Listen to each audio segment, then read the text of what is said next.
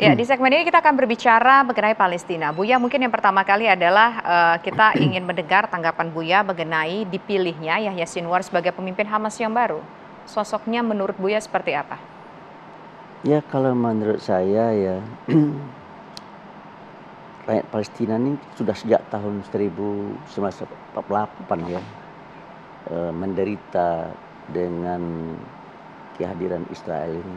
Ya karena tanahnya dicaplok, diambil, di-occupy gitu ya. Jadi oleh kata menurut saya ya, kalau seandainya sifat zionistiknya Israel ini tidak mereka tahan gitu ya, maka menurut saya ya Timur Tengah itu akan selalu membara gitu ya.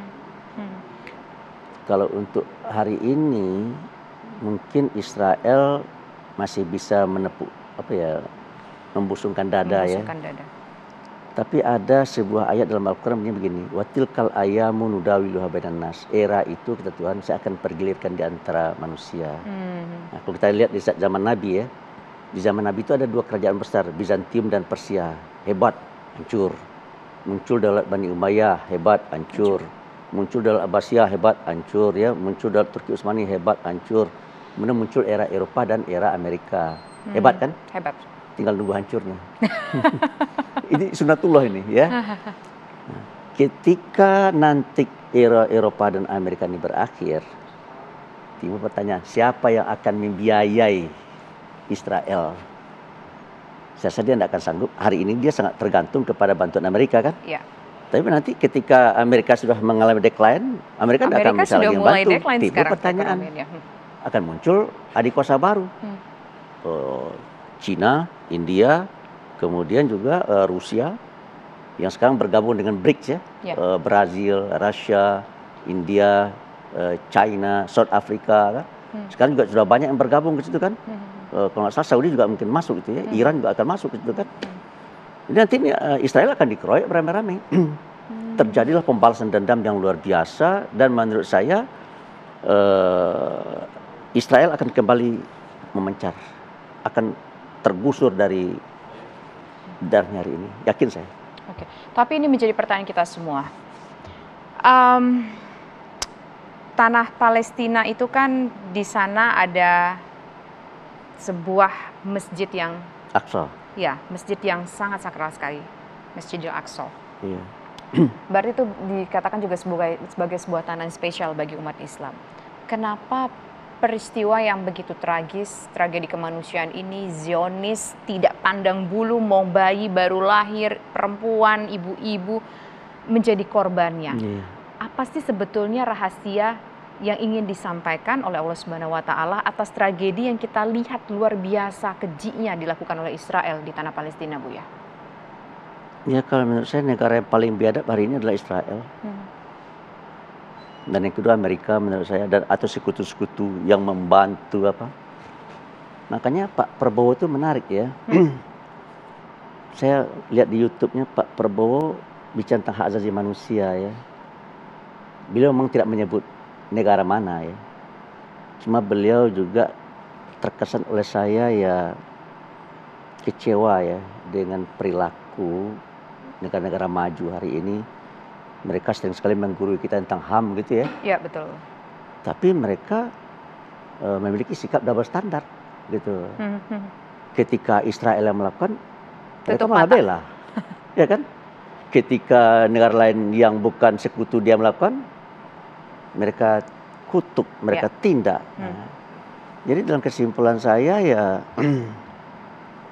ya Israel, Eropa dan Amerika kalau bicara tentang HAM jangan dipercayalah gitu kesimpulan saya. Jadi negara-negara Eropa dan Amerika itu serta Israel itu bagi saya adalah negara-negara yang munafik menurut saya. Karena antara kata ini dengan perbuatan tidak sama.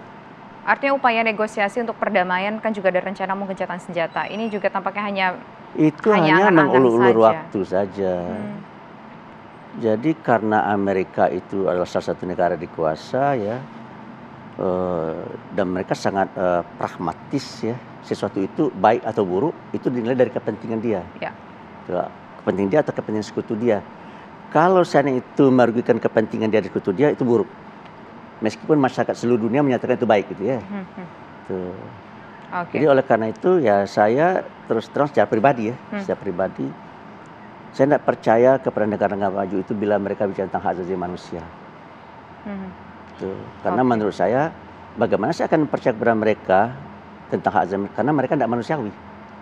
Sampai hari ini sudah hampir 40.000 orang mati ya. Mayoritas yang tewas itu adalah perempuan dan anak-anak dan orang tua. Itu. Aku Amerika tidak bersuara itu untuk mengutuk Israel kan. Malahan mereka bela juga Israel, mereka bantu juga Israel, mereka persenjatai juga Israel. Jadi kesimpulan saya kalau begitu Amerika telah membantu bagi berlangsungnya genosida di tanah dan Palestina. ethnic cleansing ya. Jadi sangat-sangat tidak manusiawi ya. Nah, kita harapkan ini akan segera berakhir. Rakyat Palestina bisa mendapatkan kemerdekaannya. Terakhir dari Buya, closing statement mengenai kemerdekaan Palestina, harapannya seperti apa Buya? Ya kalau bagi saya begini ya, selama rakyat Palestina tidak bersatu ya, kan sekarang ini ada dua kelompok besar ya, Hamas dan Fatah, dan juga ada Hizbullah ya. Selama mereka ini tidak bersatu, sulit ya. Tapi kalau seandainya mereka bersatu, saya rasa agak sulit juga bagi Israel untuk menghadapi Palestina ya. Dalam kasus ini saya teringat akan kata-kata arif dan bijak dari Jenderal Sudirman. Kata Jenderal Sudirman begini, kalau kalian ingin menang, kalau Palestina ingin menang, atau kalau kalian ingin menang, kata Jenderal Sudirman, kalian harus kuat. Untuk bisa kuat, kalian harus bersatu.